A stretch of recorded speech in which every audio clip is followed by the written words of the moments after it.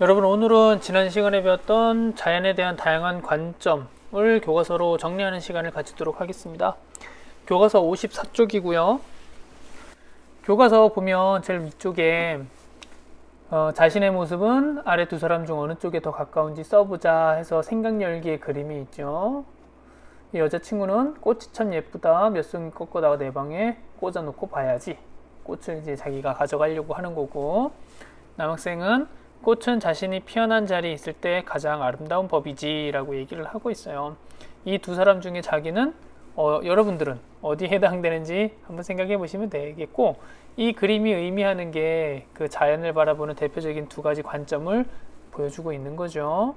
이 여학생 같은 경우에는 자연을 이제 인간의 그 필요에 따라서 언제든지 사용할 수 있는 대상으로 생각하고 있는 거고, 이 남학생 같은 경우에는 자연을 그냥 그대로 두는 게 맞다고, 우리 인간이 그 가공을 하거나 개입을 하거나 그 꽃을 가져가거나 하는 행위들이 바람직하지 않다고 얘기를 하는 거죠. 근데 그림으로 보면 이 남학생이 왠지 꺾을 것 같아요. 여학생은 그냥 보는 것 같고. 내용을 봅시다. 인간 중심주의의 의미와 특징. 인간 중심주의는 오직 인간만이 이성을 지닌 존재라고 생각을 하고 있는 거고요. 인간에게만 본래적 가치가 있다고 얘기를 하는 거예요. 본래적 가치라는 건 그 존재 자체가 목적이기 때문에 뭐 다른 거에 필요성이나 유용성, 효과 그런 거에 따라서 가치가 있는 게 아니라 그 생명체 자체가 존재의 의의가 있다는 게 이제 본래적 가치를 인정하는 거라고 생각하시면 되고, 자연을 순전히 인간의 이익이나 필요에 따라 평가하는 관점이 이 인간 중심주의인 거예요. 인간에게만 본래적 가치가 있다는 얘기는 다른 인간 이외의 생명체나 그 무생물들에 대해서는 가치를 인정하지 않기 때문이죠. 인간은 자연과 구별되는 우월한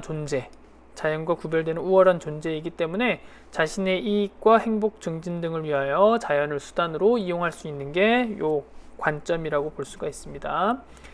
인간은 이 욕구 충족을 위한 도구로서 자연이 지니는 유용성을 중시하는 도구적 자연관에 근거한다. 이 인간 중심주의가 결국에는 이 도구적 자연관에 해당이 된다는 거죠.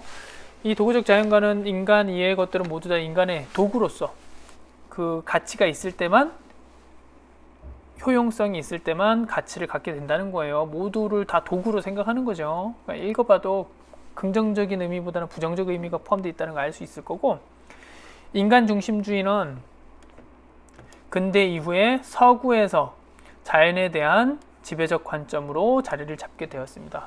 이제 서구 지역에서, 유럽을 비롯한 이 지역에서 과학기술이 발달할 수 있었던 이유가 바로 이것 때문이죠. 우리 동양 지역, 중국이나 한국이나 일본에서는 산업혁명이 일어날 수 없었던 게 뭐 다른 역사적인 많은 사실들이 있지만 자연을 바라보는 관점의 차이가 가장 크다고 선생님은 생각이 들어요.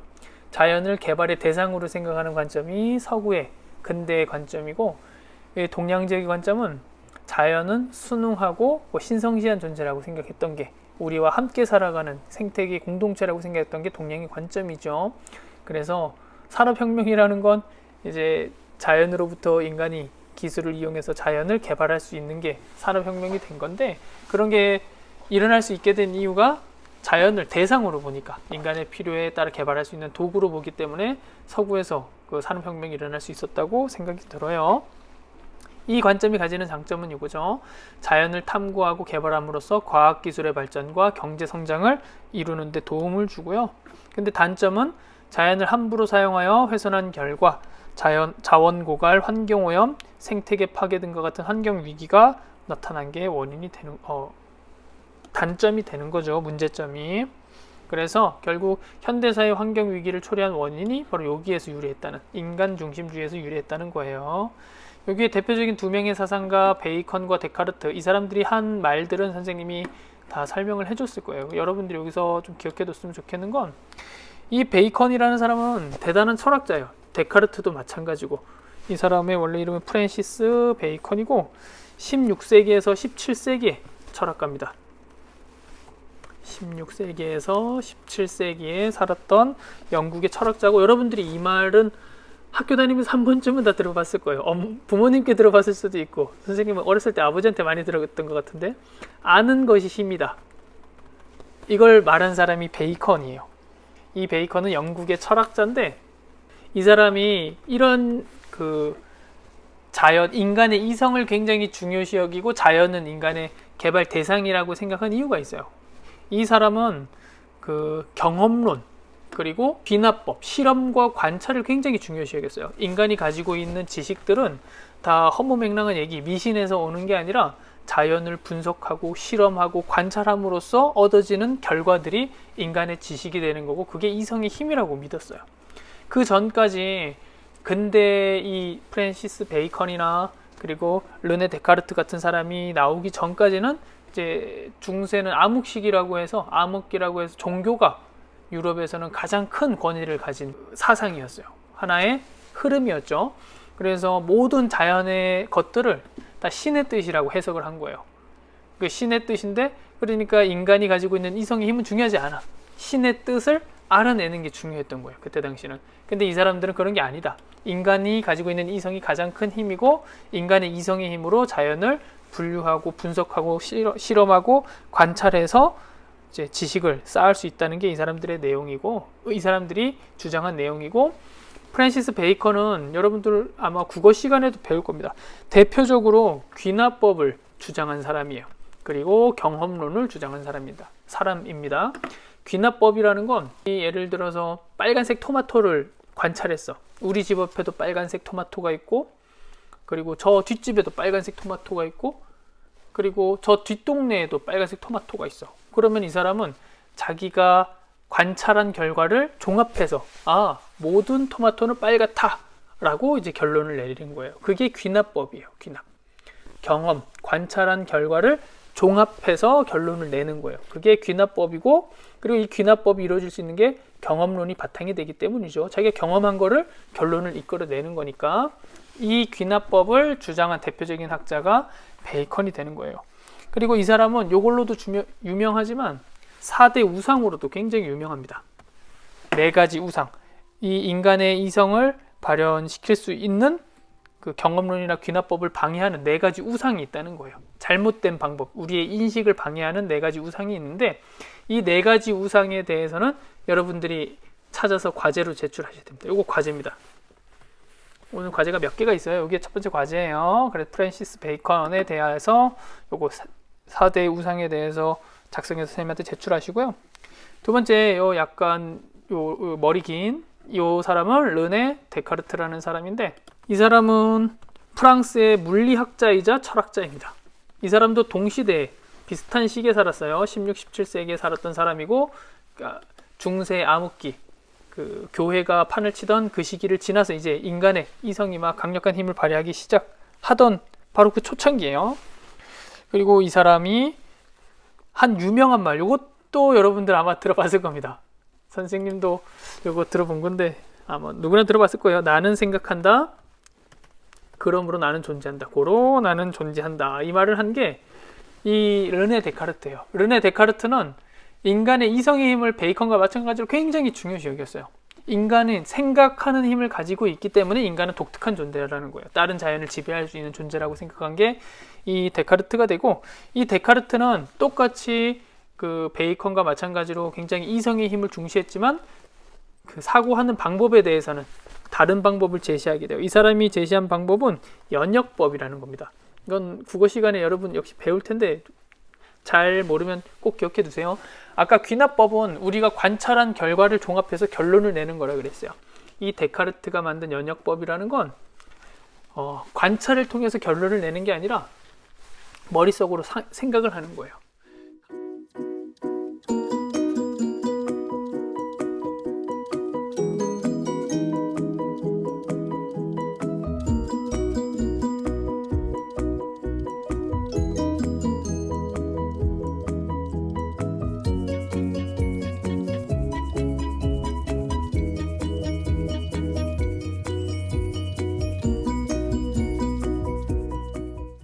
과학적 사고를 하는 방법을 연역법이라고 얘기를 하고, 이 사람이 주장한 방법은 합리론이라고 얘기를 해요.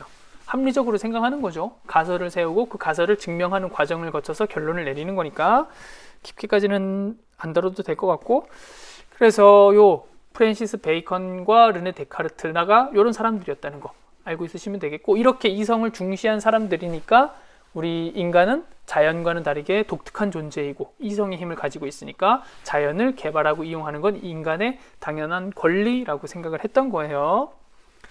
다음에 여기 일상생활 속에 숨어있는 인간 중심주의적 생활 태도를 조사하자고 되어 있는데, 이것도 과제입니다. 요거는 찍어서 보내주시면 돼요. 여러분들이 해서 뭐 어려운 거 아니죠.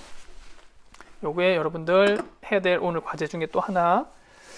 그리고 요거는 이제 동굴이 사람들이 드나들면서 파괴되는 걸 말하는 건데, 여기 보면 이렇게 나와 있어요. 관광지로 개발된 동굴들은 대부분 심각하게 훼손되기도 한다. 사람들이 요거 잘라가는 거예요. 종류석 같은 걸. 천장에서 아래로 내려오는 걸 종류석이라 그러는데, 모양이 독특하고 하니까 잘라가. 그러니까 훼손되는 거고, 이렇게 한번 훼손된 동굴은 이게 몇만 년에 걸쳐서 만들어지는 거예요. 근데 그걸 한순간에 잘라가면 복원할 수가 없는 거죠. 그리고 동굴 같은 경우에는 원래 음습하고 축축해요. 그래서 그 음습하고 축축한 환경에 적응한 생명체들이 살아가는데, 사람들이 드나들어야 되니까 조명을 설치해. 조명을 설치하게 되면 그 동굴에 있던 축축한 습기가 없어지면서 동굴에 있던 생태계가 파괴가 되게 됩니다. 이거를 뭐라 그러냐면 조명에 의한 광해라고, 빛 광자에 피해 해자. 조명에 의한 광해로 동굴이 말라버리게 돼요. 그러면 동굴에 있는 생태계가 파괴가 되는 거죠. 이런 것들이 인간 중심주의적인 사고에 의해서 일어나는 거죠. 그래서 우리나라 동굴들 중에서 여러분들 가까이 있어서 아마 가본 사람들도 있을 텐데, 환선굴이 굉장히 유명해요. 삼척에 있는, 선생님도 예전에 다녀왔는데, 그 환선굴 들어갈 때 모노레일, 그 기차 같은 거 타고 들어가거든요. 전동차 같은 거, 기차. 근데 그거 타고 들어갔을 때 안에 조명이 굉장히 어두워요. 잘 안 보여. 왜냐면 이 광해로 인해서 동굴 생태계 파괴되는 걸 막는 거고, 그리고 사진 촬영이 금지되어 있습니다. 그 사진을 찍으려면 플래시를 터트려야 되는데 어둡기 때문에 그 플래시 때문에 사진 촬영 아예 못하게 해요. 그래서 선생님이 옛날에 그땐 총각이었는데 동굴에 가서 이제 수업 자료를 쓸 거라고 사진을 찍겠다고 대신 조명을 터트리지 않겠다라고 얘기했는데도 그 사람들이 좀 말리더라고요. 그래서 그 취지에 동의해서 피해는 선생님 찍어도 아무 없었을 거야. 삼각대 놓고 플래시 안 터트리고 찍으니까. 근데도 못 찍고 나왔어요. 그래서 사진을 인터넷으로만 보고 있어. 그 내용이고요. 다음에 넘어가서 생태 중심주의 봅시다. 생태 중심주의는 자연이 인간에게 주는 유용성과 관계없이 그 자체로 존중받을 가치가 있다고 여기는 관점이다. 이 관점에서 인간은 자연의 한 구성원일 뿐이며 자연 안의 모든 생명은 평등한 가치와 권리를 지닌다. 아까랑은 상대되죠. 인간만이 독특한 존재고 인간만이 자연을 이용할 수 있는 권리를 지닌 존재가 인간 중심주의였어요. 근데 아니죠. 여기서는 인간뿐만 아니라 동물, 식물 그리고 무생물을 포함한 생태계 전체를 도덕적으로 대우해야 된다. 대표적인 사상가가 레오폴드고 대지의 윤리라는 책에서 그 내용을 주장하게 되었습니다. 대표적인 게 대지는 경제적 가치로만 평가할 수 없으며 무생물과 식물, 곤충, 각종 동물들이 유기적으로 연결되어 균형을 이루며 살아가는 생명 공동체다. 무생물은 이 땅이 생명 공동체라는 거예요. 균형을 이루고 함께 살아가는 거고, 인간은 생태계의 안정을 유지할 의무가 있으며, 왜냐하면 구성원의 일부일 뿐이기 때문에 생태계 균형을 파괴하는 무분별한 개입을 자제해야 된다는 게 이 주장이 되겠습니다. 교과서 내용을 사례로 나와 있는 이 쇳덩구리는 선생님도 어렸을 때는 많이는 아니더라도 종종 봤거든요. 근데 이 쇳덩구리 이젠 찾을 수가 없어. 쇳덩구리 찾을 수 없는 게, 쇳덩구리는 솥돈 가지고 이렇게 동그랗게 말아가지고 자기들이 알 까고 거기서 살아가는 건데, 인공 사료를 애들이 먹이니까, 화학 사료를 먹이니까 소들이 똥이 이제 화학 성분이 들어가 있으니까 쇳덩구리가 그걸로 먹고 살 수가 없어. 알을 깔 수가 없는 거예요. 그러니까 쇳덩구리가 죽어. 지금 멸종 위기 곤충이에요. 얘가 똥이 없으니까, 솥똥이 없으니까 살 수가 없어. 얘네들이 살 수 없으니까 솥똥이 처리가 안 돼. 얘네들이 솥똥을 동그랗게 말아가지고 땅속에 숨겨놓고 해서 토양에 비옥해지는 거거든. 그러면 토양의 비옥도가 떨어지니까 다시 사람들은 농약을 쳐야 돼. 비료를 뿌려야 돼. 그러면 악순환이 반복이 되는 거죠. 이런 조그마한 곤충들도 큰 영향을 미치고 있는 거고, 요거는 뭐 영화 이런 데서도 소개가 많이 된 내용이죠. 벌이 사라지게 되면 지구가 멸망한다는 얘기. 이유는 벌이 없으면 충매화, 벌에 의해서 그 각종 식물들이 다 열매를 맺게 되는 거죠. 근데 벌이 없어지면 꽃을 피울 수가 없어. 열매를 맺을 수가 없어. 수분. 그러니까 그 수술과 암수를 만나게 해줄 수가 없으니까. 그래서 식물들이 죽게 되면 그 식물을 먹이로 하는 동물도 죽게 되고 식물과 동물을 먹는 인간도 당연히 죽게 되는 거죠. 그래서 이렇게 주장을 하는 거예요. 그리고 대표적으로 선생님 어렸을 때 냇가에 가면 많이 잡았던 게 가재인데 요즘은 가재를 잡을 수가 없어요. 혹시 여러분 중에 실제로 가재를 잡아서 찍어 놓은 사진이 있으면 선생님에게 주세요. 이것도 선생님이 선물 하나 주겠습니다. 가재. 어렸을 때 나 많이 잡았는데 정말 이제는 못 잡았어요. 우리 아들 한번 잡는 거 해주고 싶은데 못 잡았어요. 잡으면 안 되겠죠. 잡아도 놔줘야 되겠지. 자, 요 그림은 내용을 선생님이 말로 설명을 해줬었어요. 레오폴드가 늑대를 전부 사슴을 위해서 잡았더니 사슴들이 풀을 다 뜯어먹어서 산이 황폐해지고 결국에 사슴도 죽게 되었다는 내용이죠. 생태 중심주의는 인간을 생태계 구성원의 하나로 본다는 점에서 환경 문제를 해결하기 위한 시사점을 준다. 장점이 있어요. 분명한 장점이고 현대에도 이 생태 중심주의는 아직까지도 유지하고 있는 사람들이 많이 있어요. 다만 극단으로 치우쳐질 때 문제가 있다는 거야. 인간의 개입이나 문화적 활동을 허용하지 않는 비현실적인 입장이라는 비판을 받지만 이게 더 극단으로 나아가게 되면 생태계 전체 이익을 고려하여 개별 구성원의 희생을 강요할 수 있는 환경 파시즘적 성격이 있다는 한계를 가지고 있다. 그럼에도 불구하고 생태 중심주의는 현대의 그 인간과 자연과의 바람직한 관계를 설정하는 기본이 됩니다. 인간도 자연의 구성원이라는 게 우리가 지금 가지고 있는 바람직한 자연을 바라보는 관점의 기본이 되는 거거든요. 그 다음에 세계 최초의 생태 공동체 마을 크리스탈 워터스는 1970년대부터 시작돼서 80년대 이제 조성이 된 호주의 마을 이름이에요. 오스트레일리아에 있는 마을 이름인데 이 오스트레일리아에 있는 크리스탈 워터스는 자연 환경을 훼손하지 않고 자연에 있는 것들을 그대로 활용해서 자연과 인간이 함께 살아가는 공생을 추구하는 게 이 마을의 취지고 이런 사람들만 모여서 여기 함께 살고 있는 거예요. 이 지역을 방문할 수 있는 관광 상품도 개발이 되어 있는 상태입니다. 다음에 요거 케이블카 여러분 타본 사람들 있을 텐데 그 내용을 보면 케이블카를 설치하게 되면 케이블카가 다닐 수 있도록 철제 기둥을 세우고 케이블을 연결해야 돼. 근데 그 철제 기둥을 세우고 케이블카가 다닐 수 있도록 연결해 놓으면 설치 과정에도 자연히 일부 훼손이 되겠지만 이 케이블카를 타고 산 정상까지 많은 사람들이 오게 되겠죠. 산 정상 환경을 보호해야 될 산 정상 부분에 많은 사람들이 오가게 되면 환경이 어떻게 되겠어요? 당연히 파괴가 돼요. 그래서 환경단체와 그 정부의 기관에서는 입장 차이가 있어요. 환경단체는 개발하면 안 된다는 입장, 그리고 정부나 지역 주민들은 이거를 개발해서 관광상품으로 지역 경제를 활성화하는 수단으로 사용하자. 이런 주장들이 엇갈리고 있는데 여기에 나와 있는 건 이제 지리산 케이블카고 우리 강원도에도 사례가 있어요. 어디냐면 양양 오색 케이블카예요. 양양에 있는 오색 케이블카를 두고 이제 만들자는 입장과 만들면 안 된다는 입장이 서로 반대되어 있어요. 여러분들 이것도 과제입니다. 오늘 과제가 좀 있죠. 근데 시간이 오래 걸리는 과제들은 아니에요. 요거를 적어서 제출해 주시면 돼요. 요거를 나는 어떤 중심주의적 관점을 바탕으로 케이블카 설치를 해야 한다는 의견에 찬성 또는 반대한다. 그 이유는 다음과 같다. 여기서 나와 있는 지리산 케이블카 말고 양양 오색 케이블카를 한번 검색해서 기사를 보고 그거와 관련된 찬성 반대 입장을 여러분들 개별히 써주시면 좋겠어요. 정답이 있는 건 아니죠. 다음에 넘어가서 인간과 자연의 바람직한 관계, 환경 문제를 해결하려면 인간과 자연 간의 조화를 회복하는 사고방식을 확립해야 된다. 인간과 자연이 연결되어 있다는 거죠. 인간도 생태계 구성원으로 속해 있으며 자연에 속해 있으며 자연도 다른 존재들과 서로 의존하며 살아간다는 점을 인식해야 된다.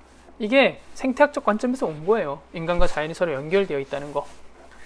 이는 인간의 삶과 자연의 생태계를 유기적 관계로 바라보는 관점이다. 서로가 다 연결되어 있다는 게 유기적 관점을 말하는 거예요. 밀접하게 연관되어 있다는 거. 이런 관점이 동양의 자연관에 잘 나타나 있는데 우리가 그래서 공부했던 게 유교. 유교에서는 인간과 자연이 조화를 이루는 천일합일, 그리고 불교에서는 서로 연결되어 상호 의존하고 있다는 연기, 그리고 도교에서는 자연의 그대로의 삶을 살아야 되는 무의자연. 이게 이제 각 동양의 자연관이 대표적인 거라고 생각하시면 되겠고, 이 자료에 나와 있는 건 생태계 스스로 순환하도록 돕는 자연농법인데, 김땡땡 박사는 그 자연농법으로 농사를 짓는데, 자연농법은 사람의 욕심과 조급한 성격을 내려놓고 생태계 순환을 존중하는 것. 여기서 중요한 건 아무런 제초제, 농기계까지도 사용하지 않는 거예요. 순전히 자연의 힘만으로 길러내는 게 자연농법이고, 요거랑 비슷한 게 오리농법, 그리고 뭐 우렁이 농법, 이런 것들이 있어요. 농사 지을 때 오리나 우렁이를 이용해서 해충을 없애는 건데, 이런 것들은 친환경 농법이에요. 환경을 보존하기 위한, 환경과 가까운 농법을 친환경 농법이라고, 자연농법과는 좀 달라요. 친환경 농법은 그 제초제 같은 거 쓰지 않는 거지만 농기계는 사용해도 돼. 근데 자연농법은 아예 이런 농기계까지 사용하지 않는 거야. 그렇게 해서 농사를 짓는 거고, 자연농법은 잡초도 뽑지 않는다. 잡초를 뽑지 않아. 잡초도 생태계 순환고리 안에서 제 역할이 있다고 생각하기 때문인데, 이렇게 농사를 지었더니 초기에는 해충이 많고 일일이 손으로 벌레를 잡으며 힘들었지만, 지날수록 벌레 수가 점점 줄어들고 농작물도 면역력이 강해져 해충을 이겨내는 자연 치유력을 갖게 되었다. 익충과 도움이 되는 벌레, 그리고 해충, 해를 끼치는 벌레가 공존할 수 있는 환경을 조성한 결과 생태계가 스스로 균형을 이루었다. 이게 인간과 자연의 바람직한 관계, 주로 생태 중심주의적 관점이 포함되어 있는 거라고 생각하시면 되죠. 그게 극단으로만 치닫지 않으면 되는 거예요. 그래서 이 사례는 선생님이 그 영상에 한번 넣어놔서 설명했던 거죠. 자료를 보면 그 밑에 자료, 도교의 자연관. 하늘의 은총은 참으로 깊도다. 인간을 위해 오곡을 만들고 물고기와 새를 길러 인간에게 쓰이게 해주었구나. 이거 선생님 와이프의 그 세계관이에요, 자연관. 근데 여기에 포에 12살짜리 아들이 나서 말해서, 포씨, 쿵푸 팬더의 주인공이 포 아닌가? 그 포에 12살짜리 아들이 말했대. 저의 의견은 어르신과 다릅니다. 천지 만물 모두 우리와 같은 동료입니다. 동료 사이에 귀천의 차별은 없습니다. 다만 크고 작은 차이, 지혜와 힘의 차이에 따라 서로 잡아먹고 있을 뿐이지 인간을 위해 만들어진 게 아니래. 인간이 제멋대로 먹을 수 있는 것을 잡아먹을 따름이지 하늘이 인간에게 먹이기 위해 그것들을 만든 것이 아닙니다. 전형적인 생태 중심주의적 사고를 하고 있는 거죠. 바람직한 사고를 하고 있어요. 그래서 여기까지가 이제 오늘에 대한 내용이고요. 과제 선생님이 오늘 제시해 준 거 3가지가 있죠. 요거 케이블카 찬성 반대 입장, 그리고 2번째는 요거 예원이의 하루, 요거 한번 해보시고, 그리고 프랜시스 베이컨의 4대 우상론, 요거에 대해서 설명해서 제출하는 게 오늘 과제입니다. 고생했습니다, 여러분.